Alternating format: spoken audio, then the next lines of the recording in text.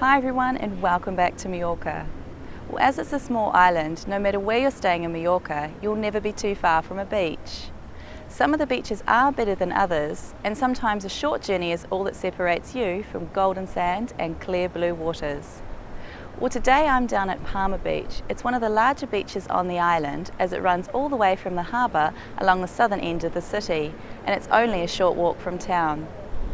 Because it's so large, the water is not as clear here and is often quite choppy. You might find that it's better to head slightly further along the coast to the funky little village of Porto Shoal. The small beach here is sheltered by a natural bay and there's better cafes and restaurants here. It's a popular spot with the locals who can often be seen skating or cycling along the waterfront.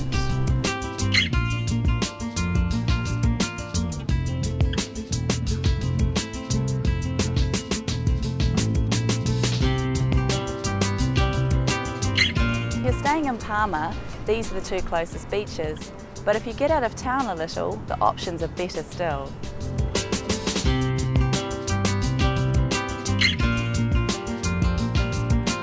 The beach at Ietis has some of the most upmarket beach bars around, the Las Terrazas and Virtual, and again the bay is sheltered and the water is clear. You'll also find a great beach behind the Nixie Palace.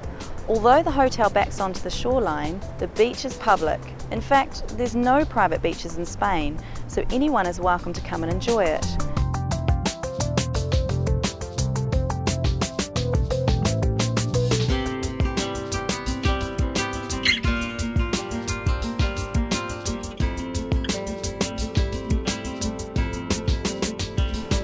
Still heading west, the next beach down is Puerto Portals. There's actually two beaches here, one either side of the marina, but don't even bother with the one to the right of the marina. Head past the shipyard and you'll find the more popular beach with the locals and a small beach bar, sun lounges and parasols. The sand here is fine, the water is clear and there's showers and toilets nearby. Best of all though is Roxy's Beach Bar at the end of the beach. Our favourite bar on the island, this funky little beach hangout, is run by an Argentinian family. They offer a great atmosphere, great tunes, and of course food and drink. And we recommend the Cava Sangria Pinches. It's a perfect way to end the day. The last beach on the west coast is in Andrax. This is a popular destination with German holidaymakers, and the beach is very much a part of the resort, which is made up of large hotels. There are two beaches here, but again the one on the left is bigger and better.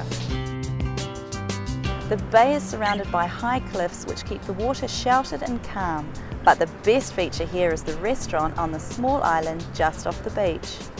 Walk along the bridge from the shore and enjoy a lunch or a bottle of rosé in the sun. That's really the last of the beaches on the west coast, as the shoreline from Andrax to Palencia is made up of high rocky cliffs and isn't really suitable for sunbathing or relaxing.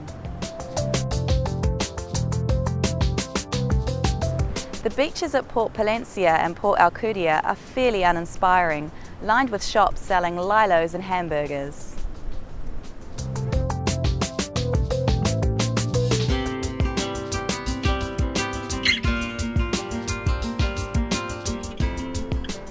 Up on the very north of the island you'll find Formentora. This is one of the nicest beaches on the north coast of the island. But as it's quite remote, you'll need a car to negotiate the windy mountain roads to get there. But it's far quieter than the other beaches nearby. There is a covered car park here, but you'll have to park with €5 to use it. Alternatively, you can park on the side of the road. On the southeast coast of the island, you'll find one of the better beaches in Mallorca. Located in a stunning nature reserve, the beach of Mondrago. Sheltered by volcanic rocks on all sides and is hidden from the main road and too much tourism, this beach offers two bays with white sands and clear waters.